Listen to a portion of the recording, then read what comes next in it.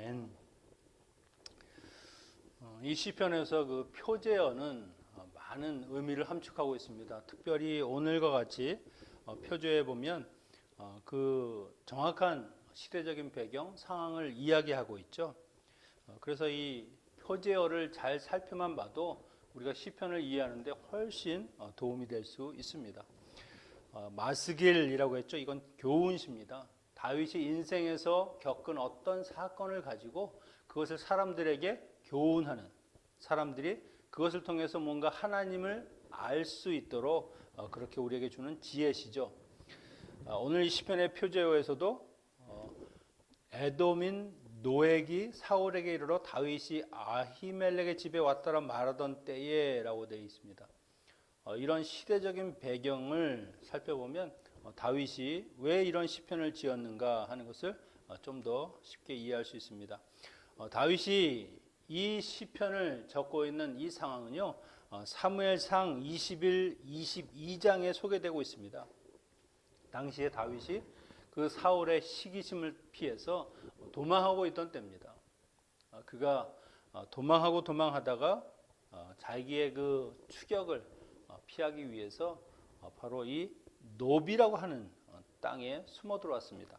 이것은 제사장들이 거하는 곳이죠. 그곳의 제사장이었던 아히멜렉에게 도움을 요청합니다. 이 제사장은 다윗이 사울의 그 심부름을 위해서 왔다라고 생각하고 그에게 그 굶주린 모습을 보고 이 제사장이 성전에 그렇게 비치했던 전설병을 가지고 그것을 먹게 했습니다. 그리고 다윗이 혹시 칼 같은 것은 없는가 물어봤을 때 그 옛날 골리앗이 쓰던 칼, 그 골리앗이 전쟁에서 죽임을 당하고 그때 전리품으로 거둬들었던 그 칼을 내어줍니다. 이렇게 다윗에게 많은 도움을 주었죠. 그런데 이것을 도액이라고 하는 사람이 보고서는 사울에게 고발을 하는 것이죠. 이 도액은 사울의 목자장입니다. 사울이 소유한 소나 양들을 키우는 사람이죠. 사실은 사울에게 가까운 사람입니다만은 그가 이 일을 목격하고 사울에게 고발할 때는 사실은 반역죄라고 하는 제목을 씌우는 겁니다. 여러분 우리가 봐서 알겠습니다만은 그냥 다윗이 그냥 힘들고 어려우니까 더군다나 사울의 그 도움을 사울의 그 심부름을 위해서 온 것이라고 하니까 아무 생각 없이 사울의 사위 아닙니까? 그렇게 도와준 것뿐인데 사울은 재판도 하지 않고요.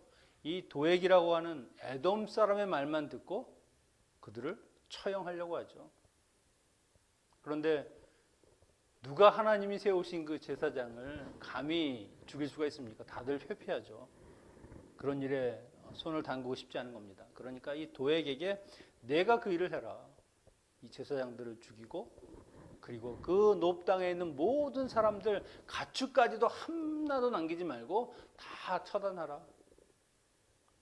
그래서 아히멜렉과 이 85명의 제사장들이 거기서 죽임을 당합니다. 그리고 높당도 완전히 초토화되는 거죠. 아무리 왕이라고 해도 이것은 죄악입니다. 감히 하나님이 세운 하나님을 섬기는 사람으로 그렇게 만들어주신 이 제사장들을 처단할 수 있는 것은 아니죠. 이때 구사일생으로 살아남은 사람이 있습니다. 바로 아히멜렉의 아들인 아비아달. 그가 다윗에게 가서 이 모든 것을 고합니다. 다윗이 이제부터 내가 너는 보호하겠다. 나와 함께 하자. 이 소식을 들은 다윗은 얼마나 마음이 아프겠습니까? 나를 도왔다는 그 사실 하나 때문에 제사장들이 죽고 그 가족들, 주민들이 다 죽었다는 말을 들으니까 이 참담한 현실을 어떻게 받아들일 수 있겠습니까?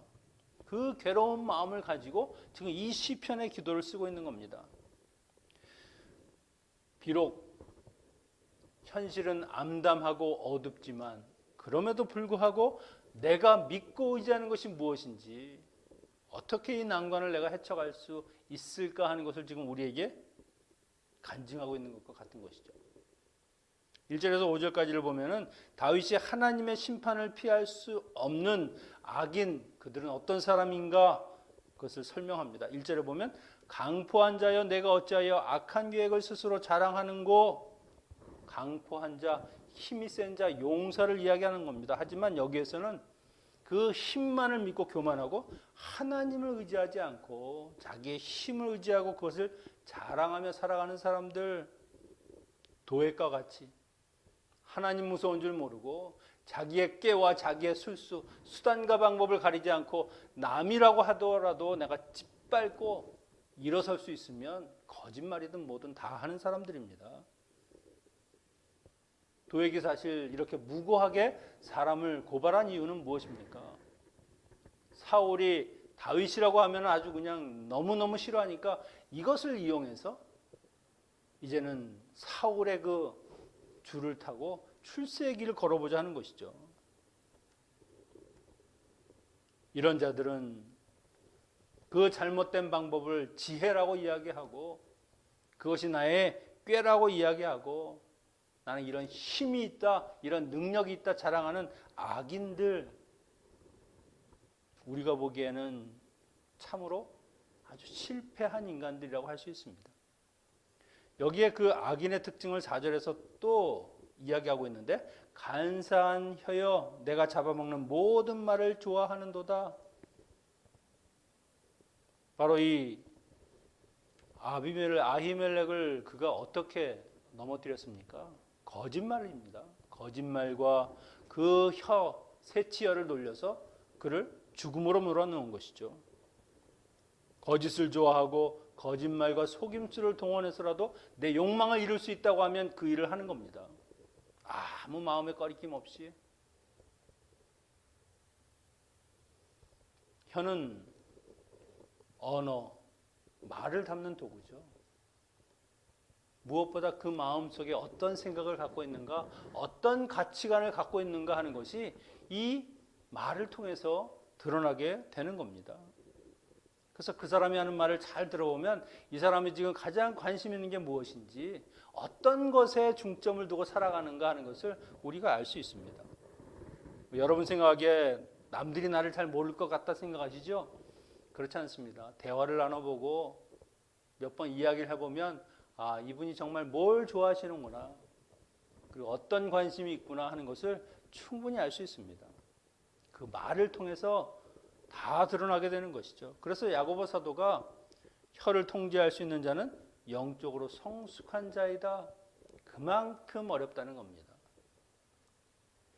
역사 속에서 또 보면 얼마나 무고한 사람들, 의로운 사람들이 이 악인들의 거짓말을 통해서 그들이 넘어지고 또한 죽임을 당하는 일이 있었습니까? 악인의 목구멍은 열린 무덤 같아서 그 말을 가지고 사람들을 해치는 것이죠. 의인을 무고히 고소하기도 하고 거짓으로 사람을 속이기도 하고 그들을 위험에 빠뜨리는 겁니다.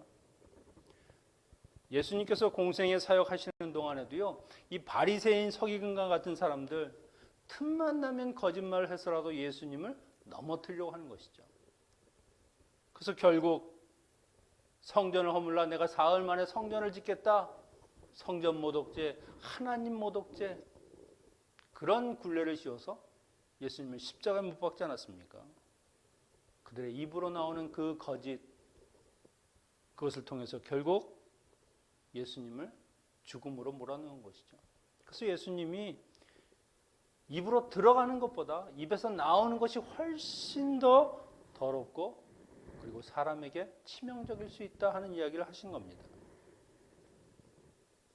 똑같은 물을 마시는데 속아 먹으면 사람들을 이롭게 하고 오히려 영향을 줄 수 있는 우유를 만들지만, 이 독사가 먹으면 똑같은 물을 가지고도 독을 만드는 겁니다. 그것을 사람을 해하고 사람을 위험하게 만드는 것이죠. 그래서 결국 선한 말을 하는 것, 그것은요, 내 안에 무엇이 담겨 있는가 하는 것이 중요한 겁니다. 내 안에 하나님을 담고 내 안에 온전히 하나님의 말씀과 성령으로 충만하게 되면 그 입에서 나오는 말이 생명의 말씀, 하나님을 살리고 그리고 넘어진 자를 일으키는 말씀이 되지만, 그 안에 하나님 아닌 다른 것들이 가득 차다고 하면, 내 욕심으로 가득 차면 그 입에서 나오는 것은 분명히 사람들을 해하고 사람들에게 상처를 주는 그런 말들만 나오게 될 것입니다. 도액과 같은 사람이 그렇게 그 입에서 나오는 그 악독한 말로 사람들을 해하는 것이죠. 이런 걸 보면 마치 세상에서는 악인이 승리하는 것 같고, 그들이 이 거짓을 통해서 온 세상에 승리자를 되는 것 같이 그렇게 보일 수 있죠. 그럴 때 하나님은 도대체 왜 저들을 그대로 놔두시는가? 저 악한 행위를 보시면서도 왜 그들을 처단하지 않는가? 오히려 하나님을 섬기는 제사장들은 억울하게 죽고, 이런 생각을 하면 답답하고, 아무래도 하나님에 대해서 원망이 나오지 않겠습니까? 그런데 다윗이요, 1절 뒤에 덧붙인 말을 하고 있습니다. 이것이 아주 우리가 주목해서 봐야 할 겁니다. 하나님의 인자하심은 항상 있도다. 악인들이 아직도 이 땅에서 호흡하고 살고 있는 것, 자신의 힘과 자신의 지혜로 요령을 피워가면서 사람을 속이는 그 재주를 가지고 있었기 때문에 그렇게 살고 있다? 아닙니다. 하나님이 그 인자하심, 그 헤세드, 아직도 그들을 기다리고 오래 참고 사랑하시기 때문에 허용하시는 것이고요. 아직도 지금 참고 기다리고 계시는 겁니다. 어찌 보면 하나님의 인자하심이 항상 있다, 이 말이 사람들의 눈에 보이기에는 악인들의 손으로 세상이 움직이는 것처럼 보일 수 있지만, 하나님의 인자하심이 항상 거기 있는 것처럼 하나님이 이 세상을 주관하고 계시다. 그분의 인자하심이 있기 때문에 악인임에도 불구하고 공기와 햇빛을 쬐이고 물을 공짜로 마시면서 때를 따라 내리는 그 비, 눈을 맞으며 하나님의 은혜를 다 누리는 겁니다. 그런 것을 모르고 내 능력이 뛰어나고 내 힘이 우세하기 때문에 내가 이것을 다 이루고 누린다라고 생각하는 그들의 그 사고방식이 얼마나 어리석은 것입니까? 여러분, 우리가 고난이나 역경을 만나면 오래 참지 못하고 자꾸 흔들리는 이유가 무엇입니까? 바로 다윗과 같이 그 세상의 악인이 난무하는 가운데서도 하나님의 인자하심이 항상 있고 하나님이 이 세상을 주관하신 그것을 보지 못하기 때문입니다. 그래서 조금만 마음의 상처를 입으면 하나님에 대해서 실망하고, 그리고 걱정과 근심으로 요동하고, 그리고 그 마음이 늘 좌절하는 그런 상태에 놓이게 되는 겁니다. 다윗은 이런 상황에서도 하나님의 인자하심, 그분이 다스리는 그 나라 세상을 지금 믿음의 눈으로 바라보고 있습니다. 그렇게 바라보니까 비록 자신이 보기에 불합리하고 하나님이 안 계신 것처럼 보이는 상황이 된다 할지라도 분노나 원망이 아니라 그 악인들의 최후를 하나님이 반드시 심판하신다, 그렇게 하나님의 공의를 믿고 끝까지 소망을 놓지 않는 것이죠. 이런 하나님의 시각으로 5절 이렇게 이야기합니다. 악인은 어떻게 되는가?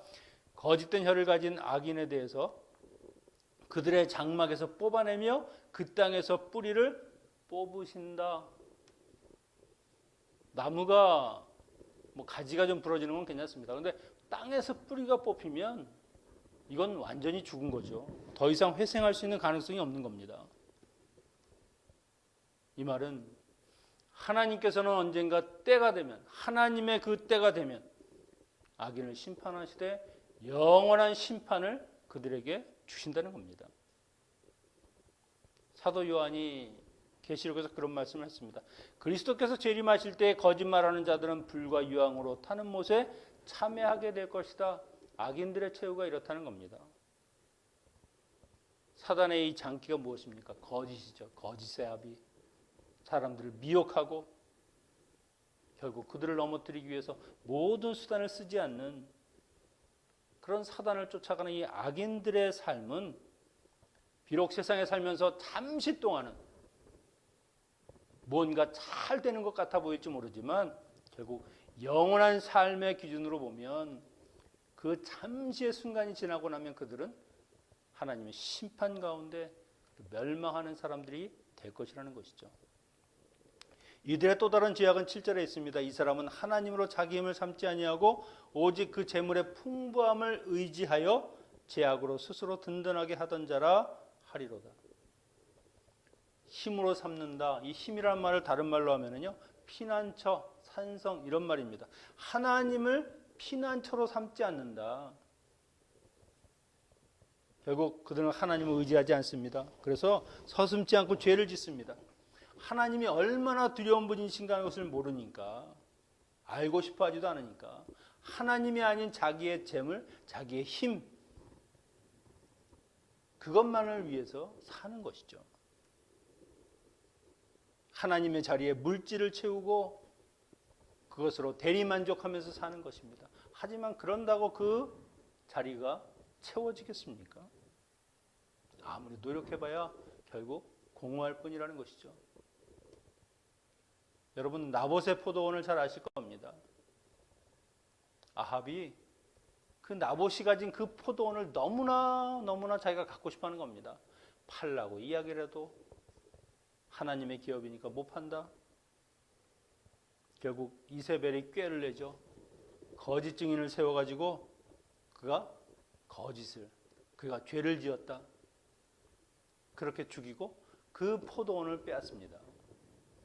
아니 대체 왕이 뭘 가진 것이 부족해서 남이 가진 그 포도원 그거 하나를 가지려고 사람을 죽이고 그리고 거짓을 한단 말입니까?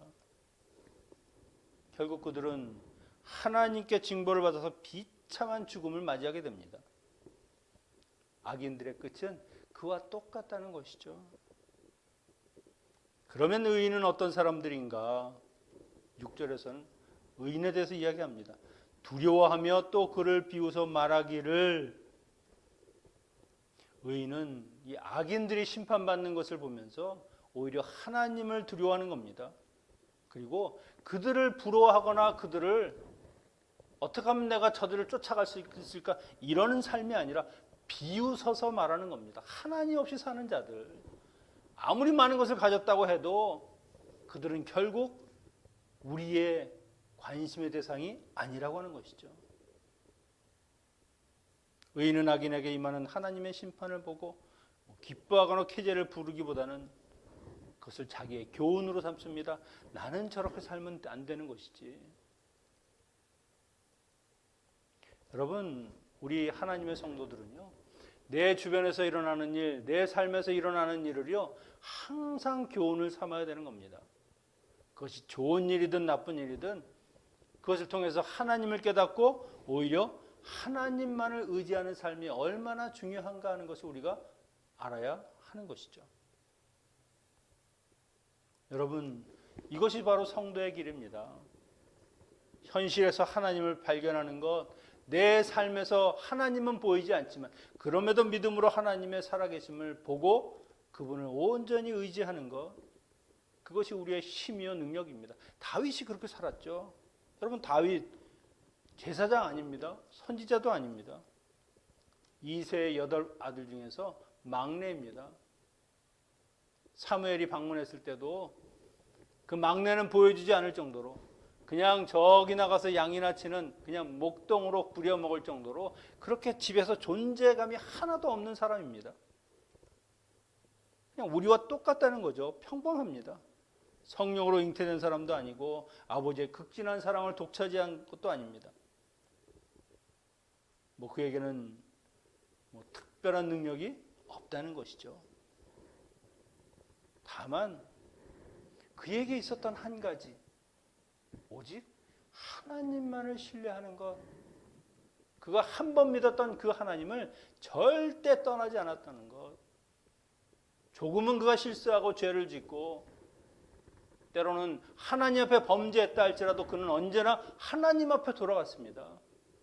자기의 죄를 고백하고 자기를 뉘우치고 하나님의 용서를 구하는 삶을 살았다는 것이죠.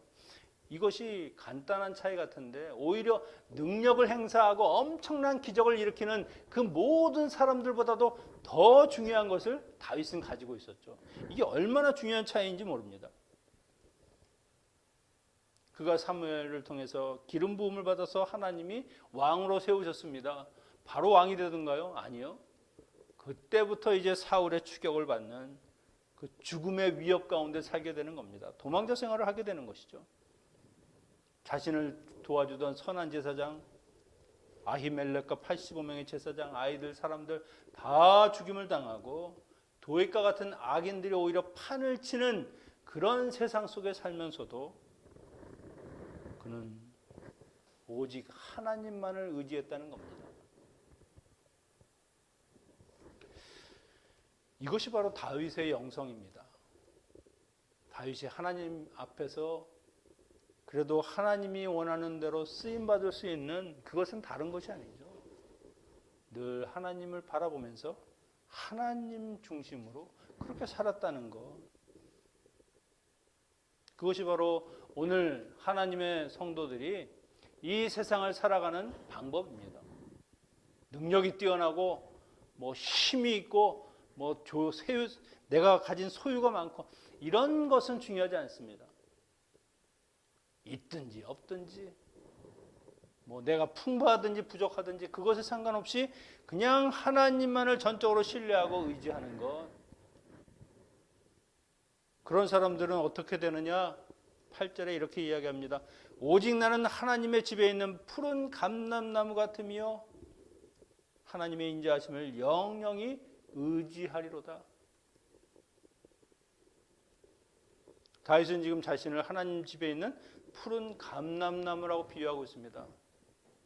지금 그의 상황은 어떻습니까? 머리 하나 들 것 없는 그냥 엔게디 사막에서 쫓겨다니면서 동굴에서 잠을 자는 그냥 자기가 차지한 땅 하나 없는 그런 인생을 지금 살고 있습니다. 그런데 하나님의 집에 있는 감람나무다.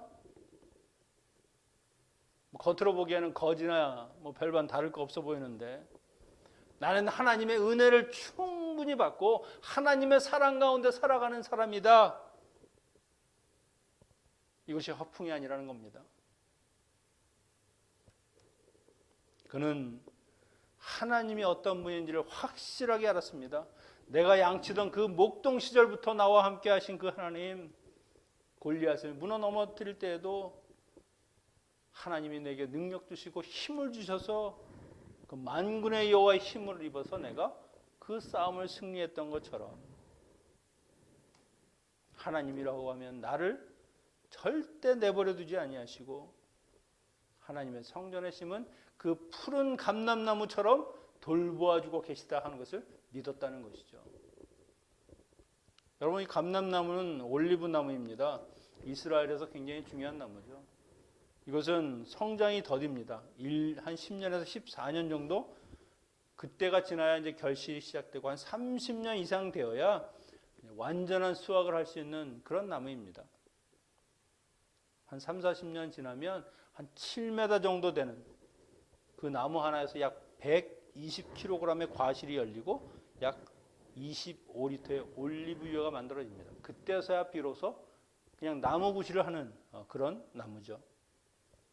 그런데 하나님의 집에 심비웠다 그러면은 누가 주인이라는 겁니까? 하나님이 주인이시죠.